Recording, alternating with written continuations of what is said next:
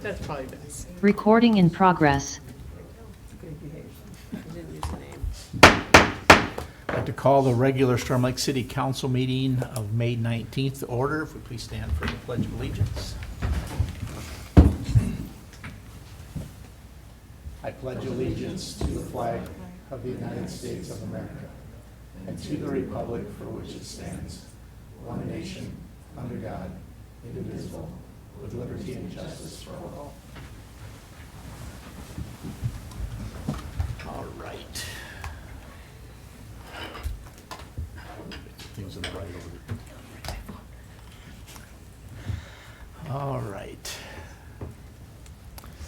First item then is any consideration, any changes to the agenda, council? Okay. Hearing none, then I'd entertain a motion to approve the agenda. So moved. Moved by Councilperson Rickliff. Second. Second by Councilperson McKeon. All in favor of the motion signify by saying aye. Aye. Opposed, same sign. The agenda is set as is. Do we have any disclosures by any city council members to any items on the agenda? Okay, and just for the record, we have 4 councilpersons. Councilperson McKinney is absent this evening. Here, the public. Do we have anyone here who would like to address the council on a non-agenda item? If so, please step up to the podium and signify who you are and where you live. Looks like I know everybody, and everybody's pretty Not much all an at employee here. So, do we have anybody online who would like to address the council on a non-agenda item? It is *6 to unmute.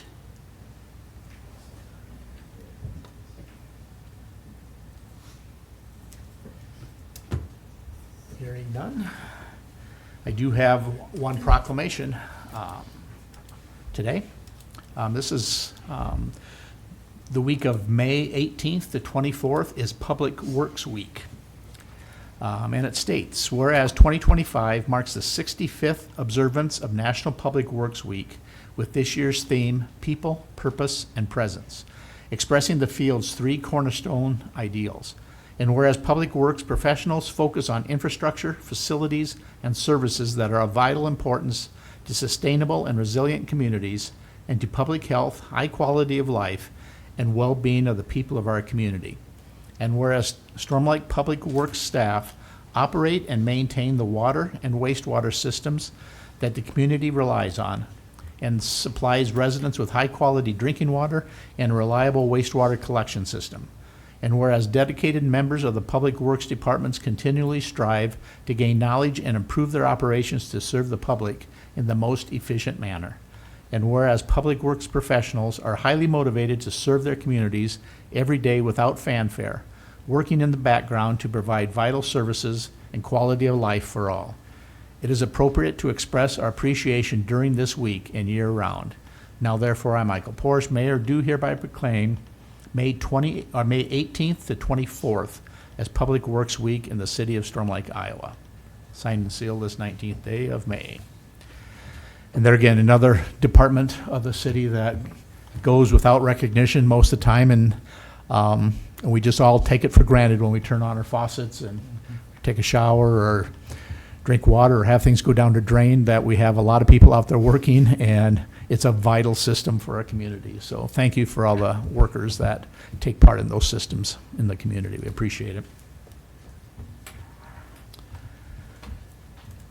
Next item then is our consent agenda. Do we have any questions or comments on the consent agenda, council? Hearing none then, I'd entertain a motion to approve the consent agenda. So moved. Moved by Councilperson Ramos and seconded by Councilperson Martinez. All in favor of the motion signify by saying aye. Aye. Opposed, same sign. That will carry.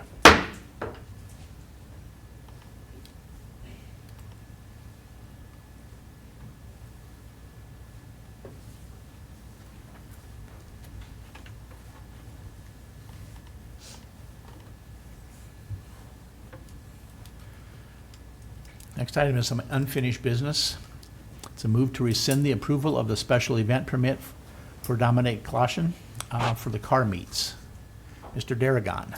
Honorable Mayor and Council, at the last meeting, we discussed and conceptually approved a permit for Dominic Klaschen to hold car meets, and we identified the Discovery Center parking lot. Since that time, I emailed and called and left messages from Mr. Klaschen. He has not gotten back to me. I don't have the certificate of insurance, and I recommend we rescind the permit and close this for the moment. Any questions or comments, council? I mean, I think it's wise because we were concerned about who would be in charge and how we would reach somebody if there was a problem. I think this says that there would be a problem, so Yeah, potentially. I'd say so. Any other comments? If not, then I would entertain a motion to move to rescind the approval of the special event permit for Dominic Klassen for the car meets. So moved. Guys, everybody's time. This time we'll give it to Councilperson We Martinez. practice. We did practice. And it was seconded by Councilperson McKeon. All in favor of the motion signify by saying aye. Aye. Opposed, same sign. That will carry.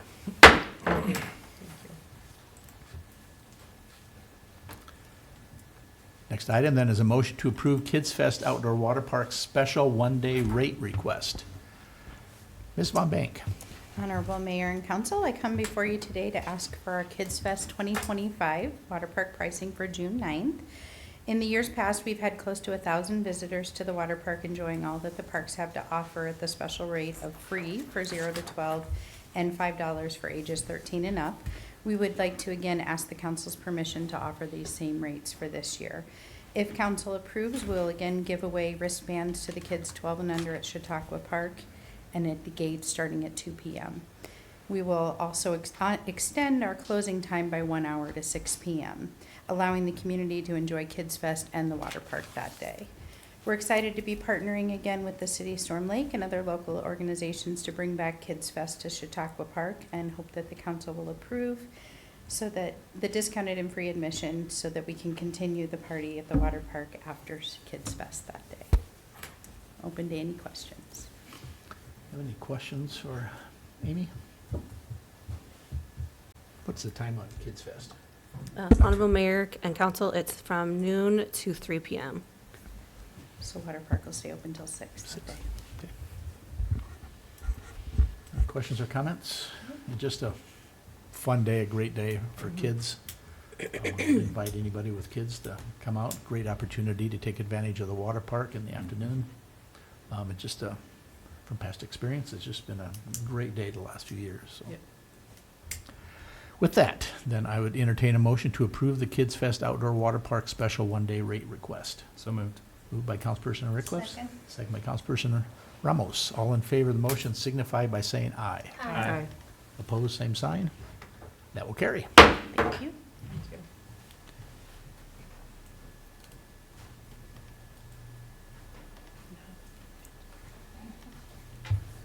Next item is a public hearing on the fiscal year 2024-2025 budget amendment. I will open the public hearing. Mr. Gibbons. Thank you, Honorable Mayor and City Council. As required by law, you're required to amend the budget anytime expenses are anticipated to exceed the prior authorized budget. This budget amendment was published on May 9th. When we do our original budget, we budget and anticipate for projects to begin and be completed throughout the given year. And if we have open grant applications, we anticipate those to be awarded and for the project to be completed within that fiscal year. That's not always the case, thus we have to amend, and then any projects that are going to flow over into 26, we're including the 26 budget, and then we amend for this year.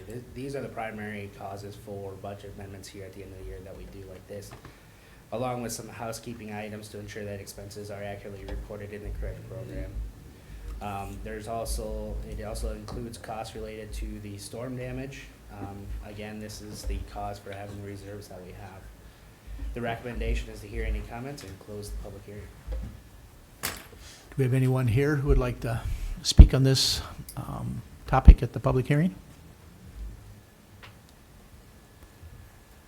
Do we have anybody online who would like to speak at this public hearing, it's *6 to unmute. Have we had anybody contact City Hall at all with comments? We did not. Council, do you have any comments or questions? Okay, I will close the public hearing.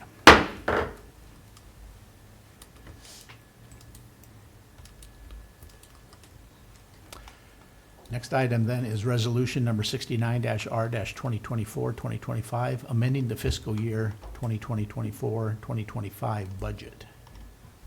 Mr. Gibbons. Thank you again. This has a net fiscal impact of 1.8% to revenues and 3.5% to expenses, totaling $1.4 million increase to the estimated ending fund balance for the fiscal year 2025. I have nothing else to add from the public hearing. Recommendation is to approve the resolution amending the fiscal year 25 budget. Any questions or comments? Hearing none, then I'd entertain a motion to approve resolution number 69-R-2024-2025, amending the fiscal year 2024-2025 budget. So moved. So this time we're going to give it to Councilperson McKeon, seconded by Councilperson Martinez. Wait even. This will be a roll call vote. Councilperson Ramos. Aye. Councilperson Martinez. Aye. Councilperson Rickliffs. Aye. And Councilperson McKeon. Aye. That will carry.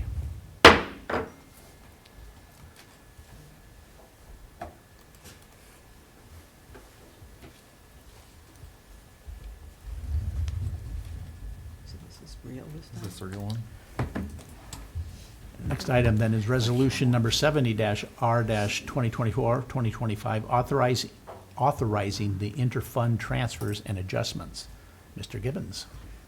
Thank you again, Honorable Mayor. As mentioned in the budget amendment, properly accounting for expenditures and accurately stating fund balance is required by state code.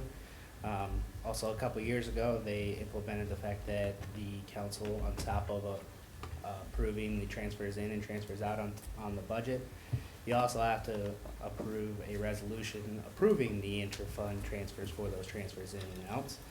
And that's what this item does. It authorizes those transfers. There's no fiscal impact for this. It's just accurately stating funds in the proper funds and programs. Recommendation to approve the resolution authorizing the transfers and adjustments for fiscal year 25. Do you have any questions or comments for Mr. Gibbons? Hearing none, then I would entertain a motion to approve resolution number 70-R-2024-2025, authorizing the interfund transfers and adjustments. So moved. Moved by Councilperson Rickliff. Second by Councilperson Ramos. This will also be a roll call vote, so Councilperson Martinez, Aye. Councilperson Rickliff, Aye. Councilperson McKeon, Aye. and Councilperson Ramos. Aye. That will carry. And I just wanted to take a second here just to congratulate Mr. Gibbons on his promotion to Finance Director. It is well-deserved, and we appreciate everything you've done for us, and I said it is a well-deserved promotion, so congratulations. Appreciate the opportunity.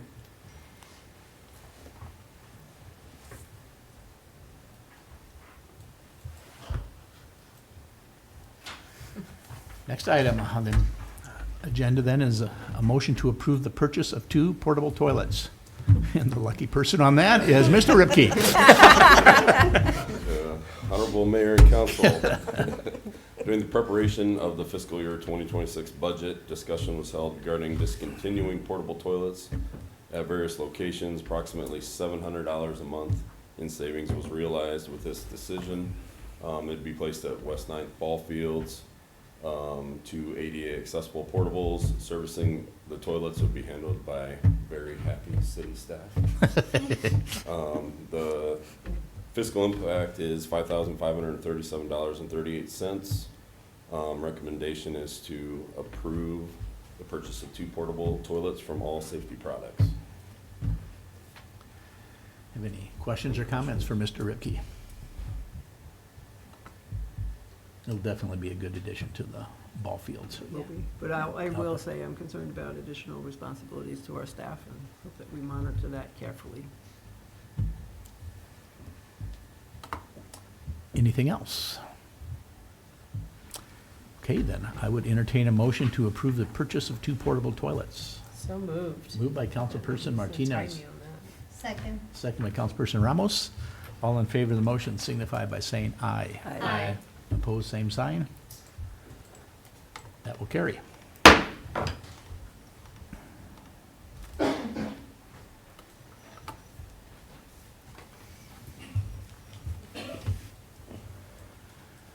Next item then is a motion setting a public hearing on an ordinance amending City Code Title 3, Chapter 10, Section 6B for the purpose of changing the stormwater service rate. Mr. Gibbons. Thank you, Honorable Mayor and Council. I'll get some exercise up and down tonight, but you're stuck with me, I guess. I apologize. This item came up during our budget work sessions for when we addressed and look at the utility rates for all of our proprietary and enterprise funds, one of them being our stormwater fund. The stormwater, it's a self-supporting fund managing over 96 miles of street sweeping, 745 stormwater intakes, and 65 stormwater quality controls such as retention basins. The last rate increase for stormwater was June of 2013, when it went from $3 to $4 per ERU. Billing for stormwater is based on equivalent residential unit, that's the ERU, which is 2,750 square feet of impervious surface. A traditional single-family dwelling is approximately 2,750 square foot, and they're charged 1 ERU per residential unit, is how we do that. Commercial properties, on the other hand, with parking lots and additional impervious surface areas are charged additional ERUs based on the calculation and what the building department determines what the actual square footage of impervious surface is. The increase of $1 per month totaling $5 per month per ERU will equate to about $107,000 of additional revenue. Prior to the first reading of the ordinance, notice must be published and a hearing must be held. This item just simply sets that public hearing for June 2nd at 5 p.m. here in the council chambers. Be happy to answer any questions you may have. Any questions for Mr. Gibbons? Hearing none then, I'd entertain a motion to set a public hearing on an ordinance amending City Code Title 3, Chapter 10, Section 6B for the purpose of changing the stormwater service rate. And that public hearing then would be June 2nd at 5 p.m. here in the council chambers. So moved. Moved by Councilperson McKeon, Second. second by Councilperson Martinez. All in favor of the motion signify by saying aye. Aye. Opposed, same sign. That will carry.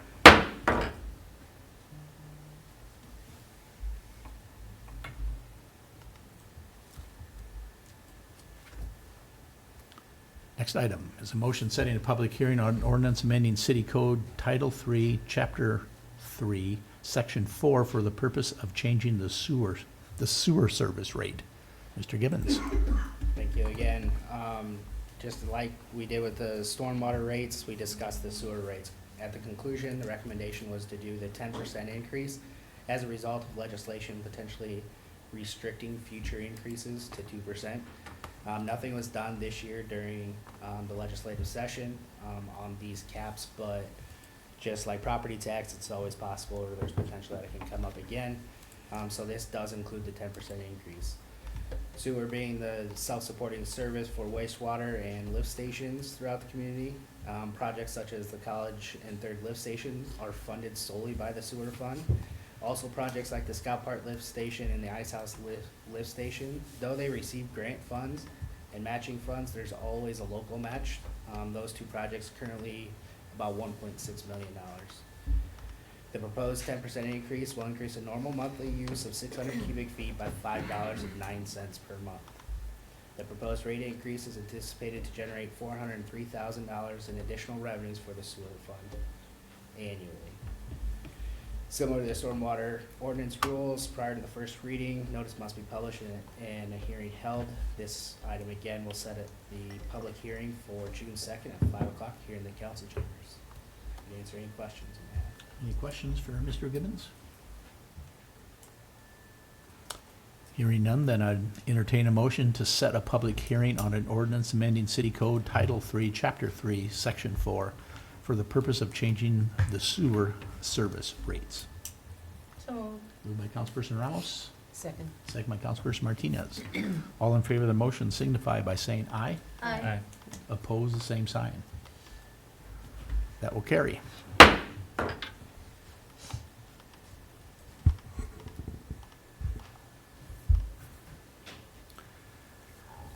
Next item is ordinance number 6-0-2024-2025, amending city code chapter 3 and 4 to waterworks maintenance.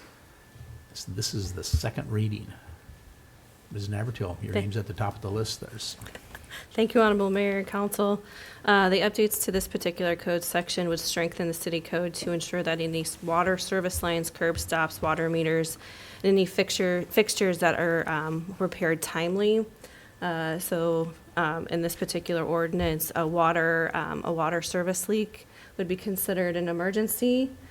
Because we're an MS4 community, we're probably going to be entering into some sort of water conservation in the future. I know it doesn't look like that today, or looking at the future, cool weather, but we anticipate that that's going to happen. So this code would just allow us a little bit more ability to make sure that those are repaired.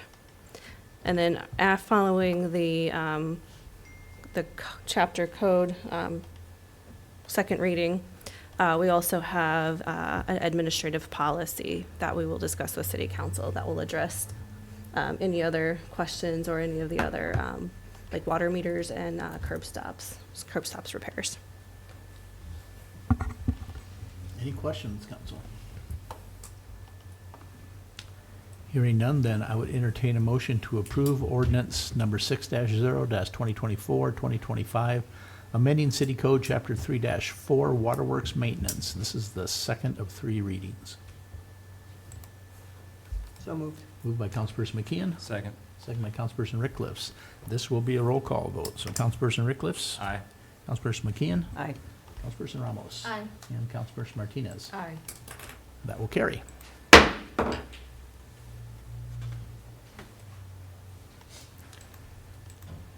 Now we move on to the work session. For the Waterworks Code Section 3-4, Administrative Policy. Looks like Mr. Gibbons is taking this one over. I'll start the open discussion. I'll just kind of outline what's currently in the administrative policy and how we plan to enforce it based on the rules that are outlined in there.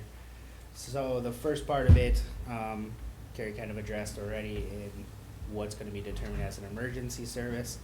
But we're going to go through notices to property owners first that are not deemed an emergency but still require repairs. So they will first receive a notice, which will include the description of the service pipe or fixture, the location that we anticipate that it's coming from. Obviously, you can't always determine that until you start digging the ground to find out specifically what it is, but we'll try to provide an estimate on that. The initial notice will give 15 days to make the necessary repairs or get in contact with the city and explain what your plan of action is. A statement that states that if it's not done within 15 days, a notice to abate shall be given. That notice to abate would be the following letter that they would receive. And all of these are going to be sent regular mail and certified mail. Again, we're going to provide the description of the defective service pipe or fixture, the location again, and then an additional 15 days to make the necessary repairs or make arrangements for those repairs. The statement that if they do not comply, that the city will have to make the repairs, and the cost could go against the person's property taxes. It also gives the property owner their right to appeal the determination. Now, if they would like to request a hearing and an appeal, that is also outlined in the admin policy, and it kind of follows the vicious dog hearing policy. Within the 30 days, so they've been given 30 days, the initial 15 plus the secondary 15 of the defective service pipe and fixture, they can write within those 30 days, they can write to an appeal against what that is, or request a public hearing or a hearing on what that deficiency is within that defective service pipe or fixture. This will be heard by the city manager or the designee. If the city manager or designee determine that the defective service pipe or fixture exists, they are ordered then to abate it within 10 days after that determination. Should the property owner then dispute the findings of the city manager, an appeal decision made can be done in writing and dropped off to the city clerk within 3 business days of that initial hearing with the city manager. And again, that would allow 7 business days for a scheduling with the city council for consideration. The city council then can affirm or reverse the order by the city manager. If the defective service pipe or fixture is found to exist, the property owner then shall be given in 10 days to abate it. So all in all, you're getting to almost 90 days by the time you would start this and appeal and everything. You're almost at 90 days with the additional 10 days. Should the property owner neglect or fail to abate the defective service pipe or fixture, the city will make the repairs. We will keep an accurate statement of the expenses. We will then send a statement of the total expenses to the property owner and give them 30 days to pay that bill. It is then that after that 30-day period, the city can then certify the cost of the repairs to the county, and it will be collected with and in the same manner as general property taxes. Now, for the emergency repairs that was noted in there, the only thing that goes away are kind of those first 2 notices, the additional 30 days because it's deemed an emergency and the repairs need to be done. The city then makes those repairs. The property owner will still get the property notice, the 30 days, to say this is what it costs to make the repairs, and they still have the 30 days to appeal or go through that assessment process as well and make the payment themselves without it going to collection or to the actual assessment on the property tax. Water meters, on the other hand, those are gonna be. Tyler, I do have a question Yep. on that. If emergency repairs are made and for some reason during the appeal process, council changes the designation, so it isn't an emergency anymore, or it isn't a problem for some reason, I don't know what that would be, but then does the city just, it's their cost then? Yeah, so since we have contracted with the plumber or the contractor to make the repairs, the city would just take care of those repairs. We've had that in the past before where we've actually determined that a potential service line leak was actually an abandoned city main. So the city just covers the cost in that and throughout its operating budget for gas main replacements. And that's how it's paid for, is through the operations. And back on the part earlier, just for clarification, we're 7 days notice for the city council hearing? Seven business days to schedule the meeting. Okay, so Yep, then it's it just wouldn't like Fiscal. necessarily be for a special council meeting then? No, It no, could be no. It adjusted, should, so with it'd be on the the regular 7 schedule. business days, my understanding, just like the vicious dog, we would make it fall on a council meeting. Okay, As long as we have the 7 business days to schedule it. okay, thank you. As for the water meters, failure to protect the property's meter or the remote control reading device on the outside of the house will constitute a municipal infraction. So these will actually follow the court process and not the assessment process, because to get inside the homes to make meter repairs or replacements, we'll go through the municipal infraction process to do those. So they're gonna be handled a little bit differently than the service lines, so. All in all, property owners are gonna be given the original 30 days to either make the repairs or at least make the arrangements for the repairs and be provided the appeal process. Following the 30 days, the city will then, make the repairs and provide the cost of the property owner, giving them another 30 days to pay it without going to, the assessment process. If the property owner does not pay the costs related to the repairs, the cost will then be certified on their property taxes for collections. Kind of just a simple run through of the current admin policy. I'm happy to take any direction by council, or Carrie, if you have anything else to add. And there's really no need for an appeal process on the water meters then? No, Honorable Mayor and Council. They're broken or they're- They're either broken or they're reading really slow. Most of the time, what we're doing is, I think our number's over 73, well over 73 now. I know we keep going through our list. But because they're inside private property, we've been utilizing that citation already. And although it's a long time, it's the best way to go ahead and get a meter replaced. And that's only if the property owner doesn't agree to have that replaced.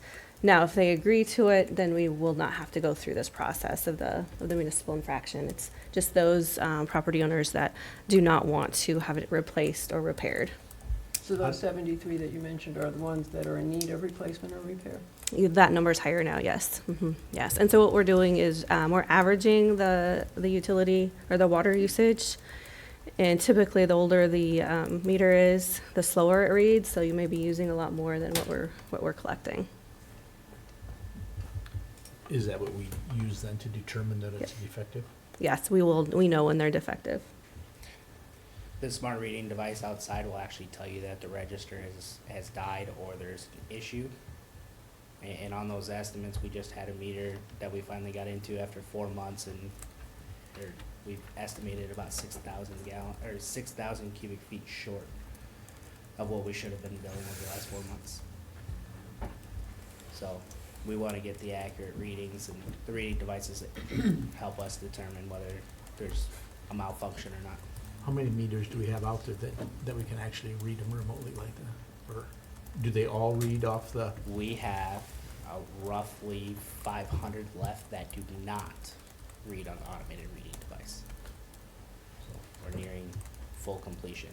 And some of those have too old of meters where they're not compatible with our reading devices. Is there any funding for for homeowners that just don't have the money to have it replaced? The city does not have any grants or anything available, no.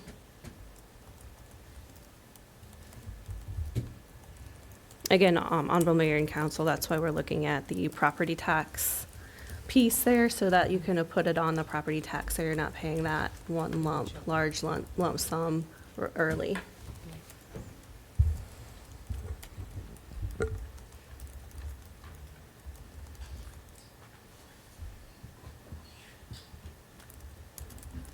So then in reality, if you put it on your property taxes and sell the property, then the new owner is paying for the meter. Honorable Mayor and Council, that would be determined at closing. I'm not going to get into the real Good estate response. contracts. Have any other questions or comments? What do you need from the council for this? Honorable Mayor, Whether or not we're agreeable with? yes, Honorable Yes. Mayor and Council, if we're agreeable with the administrative policy, then we would put it on a future council meeting, June 2nd, for approval alongside the third reading of the water codes.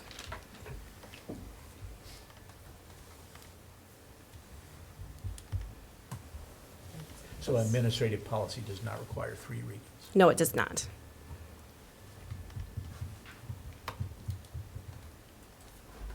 A question. If a resident is curious about whether or not their remote reader is working properly or their meter, can they just call City Hall and have somebody come out? Yep. So there's a couple of different ways. Actually, I can see it from desktops or any city desktop. We can actually see the activity on it. It pings a lot of them every hour or 4 hours or 12 hours.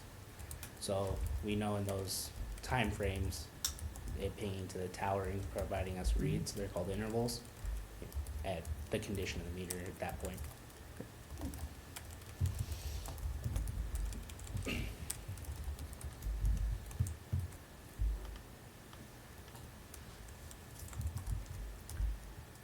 Any other questions or comments or thoughts?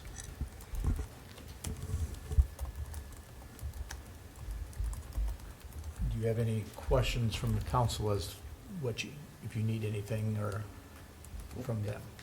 Just want to make sure that the timing of the notices and the process is sufficient for the council. Mhm. So.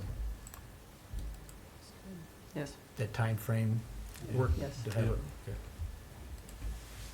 Anything else? Carrie, do you have anything to add? No, Honorable Mayor and Council will have third reading on June 2nd, as well as the resolution approving the administrative policy on June 2nd as well. Okay. Thank you, Mr. Gibbons. Thank you.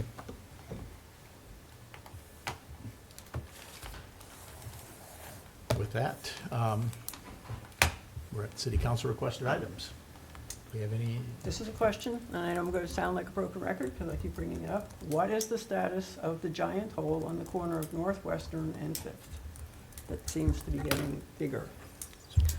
Well, Honorable Mr. Mayor and Ripke. Council, the problem just got bigger too. Mr. Okay. Ripke will come up here and discuss what the findings were. It just wasn't digging a hole and figuring and repairing what we thought was wrong. It was a bigger Yeah, fix. there's a bigger issue, which SCE is contracted now to replace it. I saw they put locates in last week. Okay. I haven't heard from them. I'll call them tomorrow and see when they're thinking of getting there, but it's in motion. So when you say a bigger problem, a longer Um, line has to be replaced, what's? Yeah, a bigger section of it needs to be replaced down in the ground there. Okay. Not just where the hole started Mhm. to the corner. I think we can stay out of the roadway, Okay.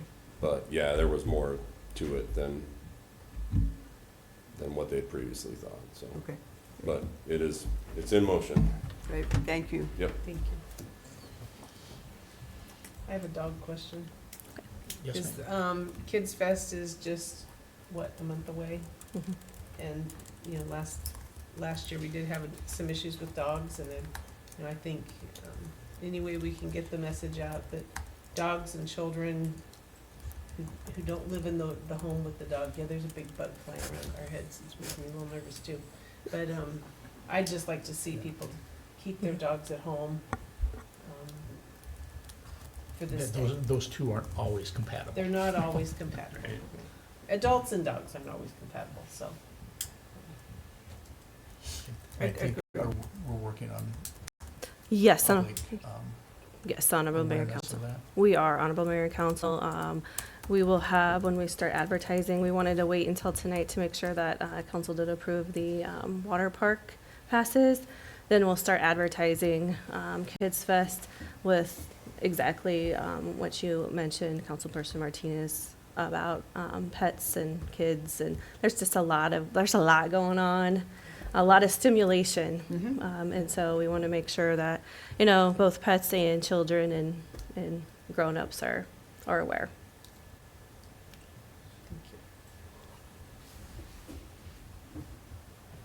Because we certainly want it to be an enjoyable Right. day and not Yeah. have any accidents. That would be, Unfortunate. anything else? Do you have anything? I do, Honorable Mayor and Council. Speaking of pets, I just wanted to mention that our online portal for licensing your dog and cat is available. I know that we've seen quite a few citations of dog at large. With that also comes, most of those were not properly licensed. So we made it even easier for you to get your pet license through the city. You can go to the police department, city hall, or if you don't want to see any of us at all, you can do it online as well. Where do they find the online? Online is on our website, City of Storm Lake website. Okay. It's under services, under permits. Yes. And I would just like to say at this time, just hope everybody has a happy Memorial Day weekend, enjoyable Memorial Day weekend. Hopefully we'll have decent weather. It's always a good weekend here in town. Very much. Anybody have anything else? If not, then I would entertain a motion to adjourn. So moved. Moved by Councilperson Ramos, Second. second by Councilperson Martinez. All in favor of the motion signify by saying aye. Aye. Opposed, same sign. We're adjourned. Phew, glad somebody took that up and since Kevin